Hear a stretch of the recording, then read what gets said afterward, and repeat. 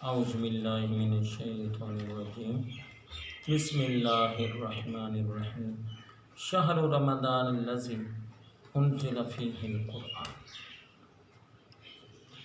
رمضان کا وہ مہینہ جس میں قرآن پاک نازل کیا گیا، ھدی للناس وبینات من الہدی، لوگوں کے لیے یہ مرکز ہدایت بھی ہے اور واضح ہدایت کی نشانیاں بھی، دلائل بھی، والفرقان، اور حق و باطل کے درمیان یہ فرق کرنے والا ہے۔ فمن شاہد منکم الشہر فلیصم، جو تم میں سے اس مہینے کو پالے وہ اس کے روزے رکھے۔ پہلا حصہ شہر رمضان الذی انزل فیہ القرآن، رمضان کا وہ مہینہ جس میں قرآن نازل کیا گیا۔ 12 مہینوں میں سے سوائے رمضان کے قرآن مجید میں کسی دوسرے اور مہینے کا نام نہیں آیا۔ عورتوں میں سے حضرت مریم کا باقاعدہ صراحت کے ساتھ نام آیا ہے۔ صحابہ میں سے حضرت زید رضی اللہ تعالیٰ عنہ کا باقاعدہ لفظوں میں قرآن مجید میں نام آیا ہے۔ حضرت جابر بن عبداللہ رضی اللہ تعالیٰ، یہ جو سنا رہا ہوں تاریخ ابن عساکر جلد نمبر 3 صفحہ نمبر 195 کے حوالے سے سنا رہا ہوں۔ حضرت جابر بن عبداللہ فرماتے ہیں، یکم رمضان کو حضرت ابراہیم علیہ السلام پر صحیفے نازل ہوئے۔ 6 رمضان المبارک کو حضرت موسیٰ علیہ السلام پر تورات نازل ہوئی۔ 18 رمضان المبارک کو حضرت عیسیٰ علیہ السلام پر انجیل نازل ہوئی، اور 27 رمضان المبارک کو قرآن مجید فرقان حمید لوح محفوظ سے آسمان دنیا پر یکدم مکمل نازل ہوا، اور پھر آسمان دنیا سے زمین پر تھوڑا تھوڑا کر کے حسب ضرورت اور حسب حکم خداوندی زمین پر 23 سال کی مدت میں نازل ہوا۔ رمضان بعض علماء فرماتے ہیں کہ یہ اللہ کا نام ہے، اور یہ نہ کہو کہ رمضان آیا اور گیا، بلکہ یہ کہو ماہ رمضان آیا اور گیا۔ رمضان کا مہینہ یعنی اللہ کا مہینہ، تو رمضان اللہ کے ناموں میں سے ایک نام ہے۔ بعض علماء نے فرمایا ہے رمضان رمضان سے نکلا ہے، اور اس کا معنی ہے خریف کی وہ پہلی بارش۔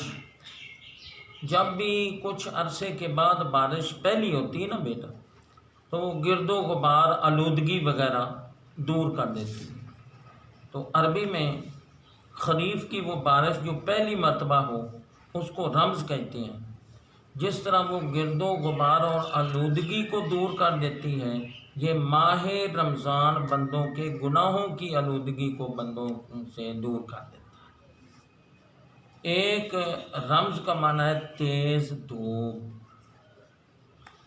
تو جس طرح تیز دھوپ بدن کو جلاتی ہے، یہ ماہ رمضان المبارک مسلمانوں کے گناہوں کو جلا کر ختم کر دیتا ہے۔ یہ ماہ رمضان المبارک اللہ کریم نے امت محمدی صلی اللہ علیہ وسلم کو بطور انعام عطا فرمایا۔ اس مبارک مہینے میں کچھ عبادتیں ایسی ہیں جو دوسرے مہینوں میں نہیں ہوتی، یا ہوتی ہیں تو بہت کم ہوتی ہیں۔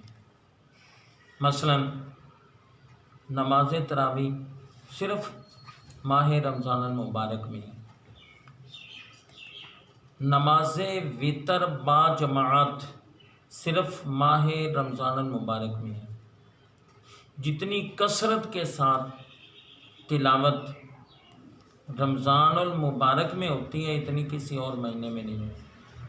جتنی زیادہ تعداد مسلمانوں کی نماز پڑھنے والوں کی ماہ رمضان المبارک میں ہوتی ہے، اتنی کسی اور میں نہیں۔ اعتکاف کی نعمت اور سعادت بھی ماہ رمضان المبارک میں نصیب ہوتی ہے۔ ماہ رمضان المبارک میں ہی پورا مہینہ جہنم کے دروازے بند ہو جاتے ہیں اور جنت کے دروازے کھل جاتے ہیں۔ ماہ رمضان المبارک میں روزہ فرض کیا گیا۔ ماہ رمضان المبارک میں دوسرے مہینوں کی نسبت گناہ کم ہو جاتے ہیں، ہوتے ہیں مگر دوسرے مہینوں کی نسبت کم ہے۔ ماہ رمضان المبارک کے مبارک مہینے میں دوسرے مہینوں کی نسبت نیکیاں اور نیک اعمال، صدقہ، خیرات وغیرہ زیادہ ہوتا ہے۔ جتنا اتفاق اتحاد اس مبارک مہینے میں ہے اتنا کسی اور مہینے میں نہیں ہے۔ رات کو اٹھیں گے ایک ہی وقت ہے، سوئیں گے ایک ہی وقت ہے، کھائیں پئیں گے ایک ہی وقت ہے، تو اس میں مسلمانوں کے اتفاق و اتحاد دوسرے مہینوں کی نسبت زیادہ ہوتا ہے۔ جتنا اس مبارک مہینے میں لوگ کثیر تعداد میں تہجد کی نعمت حاصل کرتے ہیں اتنا کسی اور مہینے میں نہیں ہوتی۔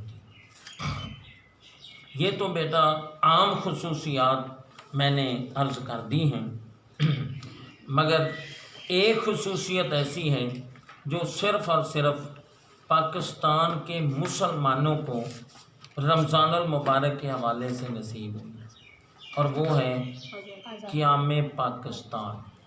27ویں رمضان المبارک کی مبارک رات تھی جب ہم آزاد ہوئے۔ آزادی کی نعمت قرآن اور رمضان کے صدقے میں ہمیں ملی۔ اللہ تعالیٰ ہم سب کو اس مبارک مہینے کی مبارک گھڑیاں، سعادتیں اور برکتیں حاصل کرنے کی توفیق عطا فرمائے۔ وما علیہ۔